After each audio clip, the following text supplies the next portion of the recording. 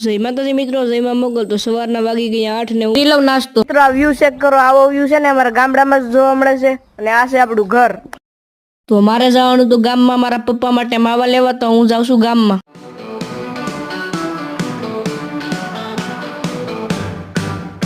મેં લઈ લીધા માવા. ત્યાં તો મેં મારા ભાઈબંધનો આઈફોન જોયો હતો, તો એ આઈફોન તો તૂટેલો હતો. આઈફોન જોઈને અમે નીકળી ગયા ઘર તરફ.